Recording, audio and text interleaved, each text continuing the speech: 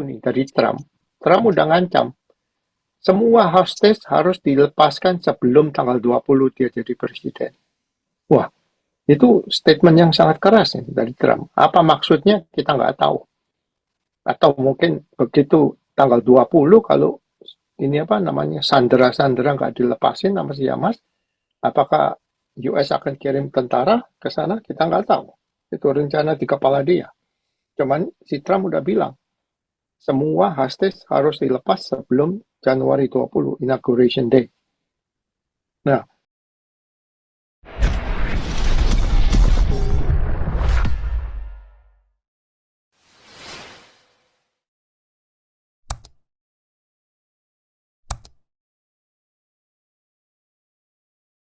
Kompong, balik lagi ke si Hamas ya. Si Hamas ini kan Gaza ini dulu PLO reject, PLO nggak mau, ya kan. Terus mereka ngadain election sendiri, rakyat Gaza milih Hamas. Ya udah, jadi mereka milih Hamas, jadi biarkan mereka itu sengsara karena pilihan mereka.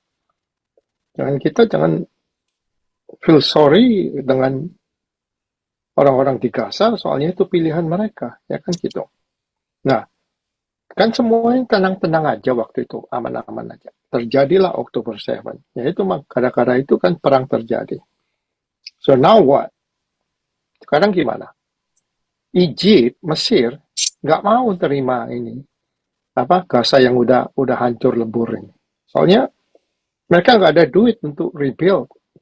Ke satu, kedua, orang-orang si Palestina yang di Gaza ini kan kepala batu, nggak mau diatur, nggak bisa diatur. Satu, kedua, siapa lagi mau? Fatah. Fatah nggak mau, tapi Kak Pak Pol tadi udah bilang, udah kelihatannya Fatah PLO ini udah mulai menyerang Hamas. Nah itu nggak tahu lagi. Kalau tempo hari kan mereka ngasih kesempatan Gaza untuk milih Fatah, milih PLO, mereka nggak mau. Nah terus kalau Israel yang ambil Gaza, benefitnya apa? Nggak ada natural resources, nggak ada apa, nggak ada air, nggak ada minyak, nggak ada listrik, nggak ada apa. Ngapain tuh ngambil tanah? Untuk apa?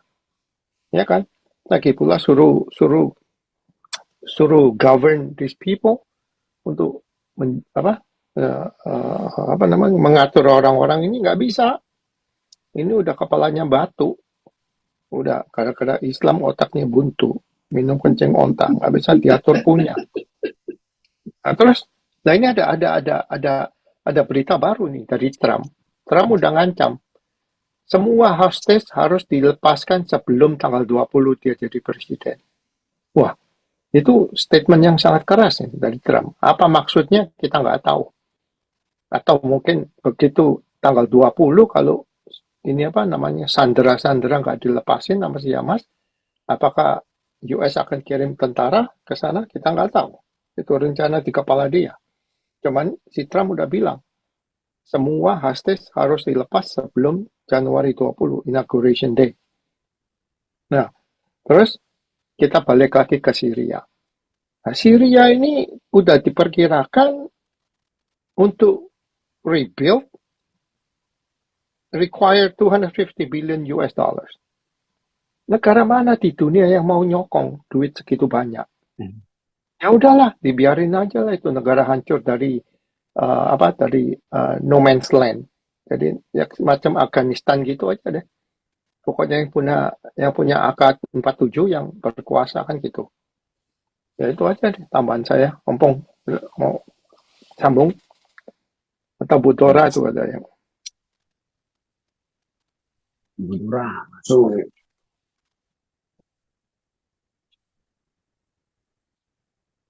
Bisa Budora yang ini, yang apa?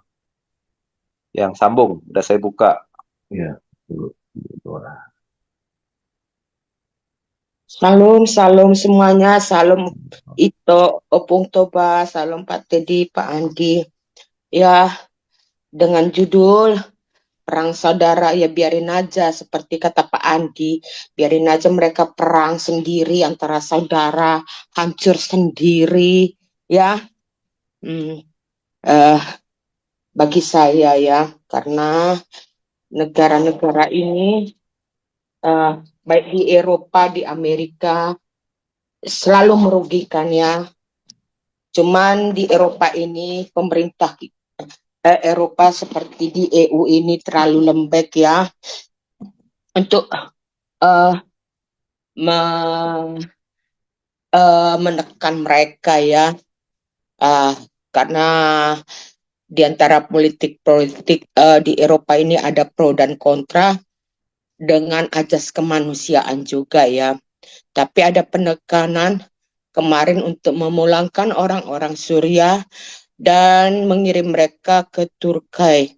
Erdogan tidak terima. Nah, setelah disogok duit, kemarin saya sudah ceritakan, disogok duit sama Eropa, mereka mau menerima Suriah ya, pengungsi Suriah itu ya. Nah, ini kita lihat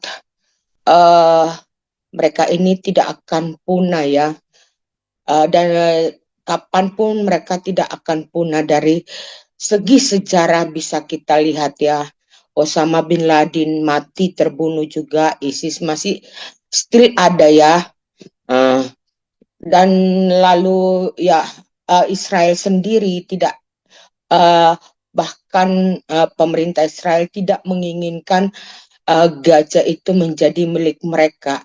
Kalau kalau Palestina mau bergabung dengan Israel dalam pengawasan dan kontrol Israel, itu permintaan Israel.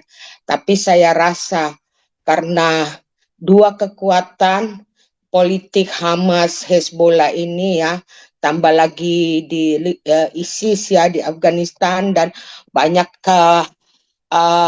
grup-grup radikal ini, mereka tidak akan mau dalam pengontrolan dan pengawasan Israel itu sendiri, karena di belakang ini kita lihat banyak oligark sama seperti di Indonesia ya, oligark yang tetap ingin menunjukkan kekuasaan power keislaman itu ya, berdirinya negara Islam terbesar itu ya, terutama sama Erdogan ya.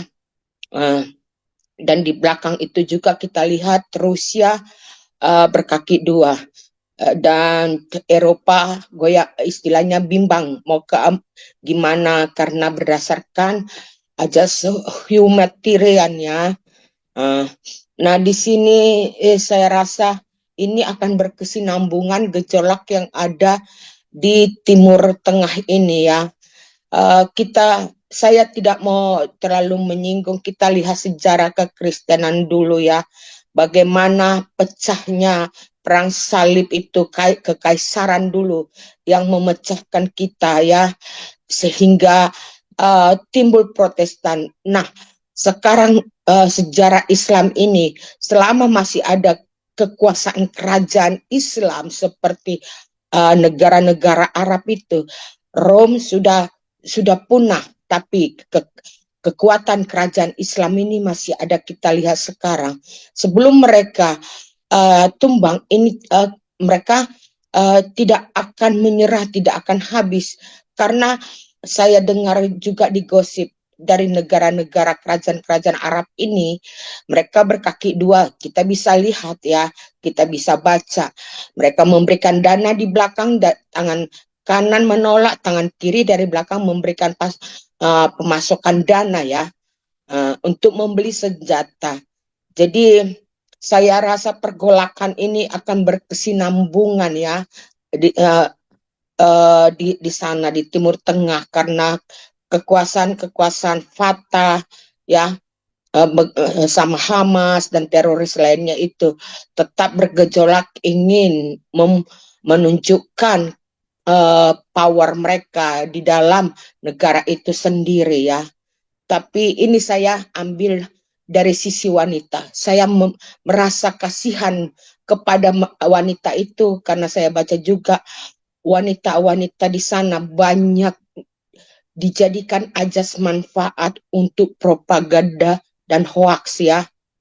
Miris melihat mereka di bawah tekanan dari kekuasaan ini ya, dan oligark ini ya, sehingga mereka terantai. Sebenarnya ini bisa diputuskan juga kalau ada wanita-wanita di sana bersatu dengan para pemimpin yang ingin mendirikan negara demokrasi yang benar-benar demokrasi di Timur Tengah, pasti dapat terlaksana. Nah, kekuatan ini akan bisa dicapai jika wanita-wanita di sana juga sudah mempunyai karakter pendidikan dan mempunyai wawasan luas sejarah. Nah, dukungan inilah yang bisa membuat membuat perubahan di negara itu. Itu saja dari saya pendapat.